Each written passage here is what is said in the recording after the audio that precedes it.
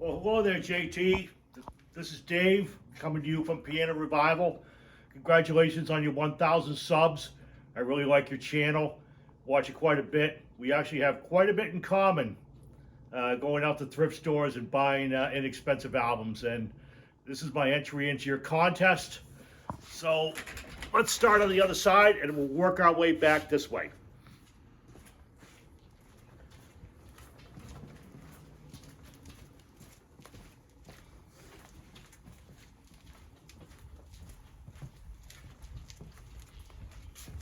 I already have a lot of these pulled out in advance. The first genre I'd like to talk about is some just good old-fashioned hard rock. So let's put the spotlight on a couple of Canadian groups.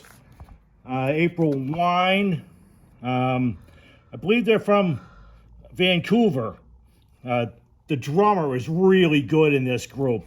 They had a slew of records out in the 70s into the 80s. I've collected a few of their albums. This one here I got very inexpensively, obviously. Kind of brings up the old debate over record jackets versus the record on this is in perfect shape. The jacket may have some damage on it, but I'm perfectly happy with the way it is now. April Wine, a really great hard rocking band from Canada. I also like to talk about Frank Marino, Mahogany Rush, another Canadian band. Frank Marino, just an incredible guitar player. Really good. This was my introduction to him. I bought it at a thrift store. And Tales of the Unexpected, boy, they're not kidding when they say that. Side 2 is recorded live. It's just him just shredding. And it's really good. I really like it. And then this one here I picked up at another thrift store. This one is from 1976. It's good, but it's not as good as the live stuff. Okay, moving on now. I'm going to talk about I don't have that many new albums, like at all. But this is the newest record I actually have. I have some hip-hop back here that I picked up at various thrift stores. These two are still in the shrink. That one was only 49 cents. It's a little beat up, but it does play. And actually parts of this are really good. Don't ever dismiss hip-hop. So the one that I wanted to talk about was this one here. Eminem's 2010 album. This is the one that's the newest record I actually have. And I actually picked this up at the local dump. I talked about this in a couple other videos I had. Back in the early, mid-2000s, old records, just nobody really wanted them. It wasn't uncommon to go to the dump that they had a lean-to there where people could put good stuff. And you could just find piles of records on the ground.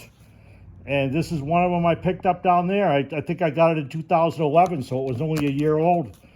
And some of this is really good. Very good. I enjoyed it quite a bit. So that's my newer album. So we'll put that back. Walk over this way. And maybe put the spotlight on some 1960s folk music.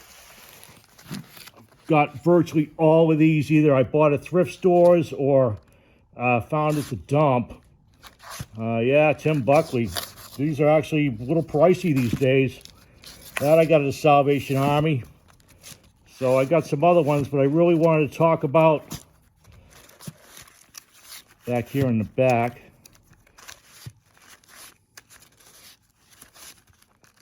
Yeah, Nick Drake, found that at the dump too. Tom Rush, here's 3 albums by him, mid-1960s. These are excellent albums.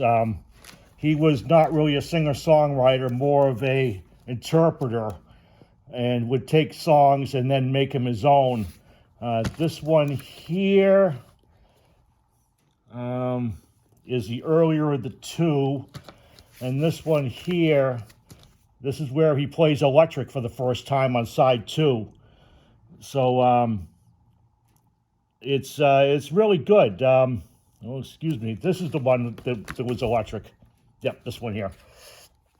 But these are both from 1965, 66, somewhere around in there. This is another one I picked up at the same time. This is a reissue.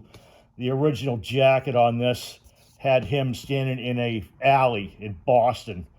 But, I mean, he was probably, what, 18, 19 years old at that point. And this one's okay, but these two are definitely, he really came into his own. Okay, now we're going to walk over this way.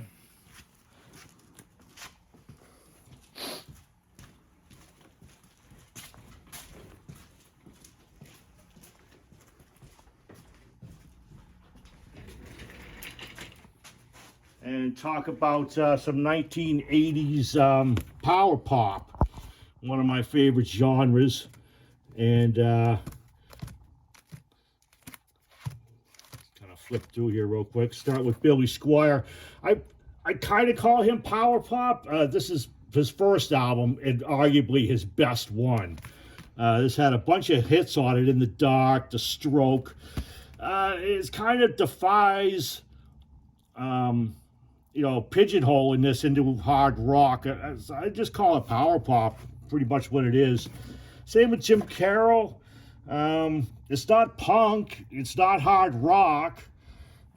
So it's kind of hard to define this one too, but I'm just going to loop it all in with power pop. The Bangles, of course. This is one of my favorite albums. And the Hoodoo Gurus. This is one of my favorite albums, too. Saw these guys twice back in the day. First time I saw them was at Great Woods, which was our local shed venue. And the lead singer walked out. It was still daylight. And he walked out. He said, wow, I never thought I'd get a suntan from playing the guitar. And then they just proceeded to rip into a blistering set. Psychedelic Furs, also saw them down at Great Woods back in the 80s. This is a really good album. And thank you very much, Jeff Kempen. If you're watching this, turn me on to the Shoes. 1979, but you can say definitely 80s power pop.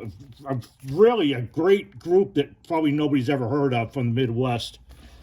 So now into my guilty pleasure, which is back here in the back. Kind of keep it hidden from everybody. And that would be, that's right, Mr. Johnny Rivers. Love this guy. When you're trolling around thrift stores, or at least back in the day, it was impossible to miss Johnny Rivers albums. They were everywhere. And I picked up every single one I found, I pretty much bought. This is at the Go-Go. It's really good. Johnny Rivers' Greatest Hits. Another Greatest Hits album by him. This is a little compilation, almost like an EP kind of. As John Lee Hooker takes up whole side 2. And here he is again. This is a Whiskey A Go-Go remix, or some stuff they didn't use on the first album. This is a rewind, which is sort of another retrospective of the 60s stuff. A Touch of Gold. This has a lot of songs that were on that psychedelic album he had out, which I don't have. I found 2 or 3 of them, but they were just so beat I didn't take them. So I'm still keeping my eye out for that one. And then Johnny Rivers Rocks, which is, he just takes folk songs and just does it in his Johnny Rivers style. It's actually a pretty cool record. So that's about it. Thanks a lot, JT. Really happy to be watching you, and have a great day out there in Nevada.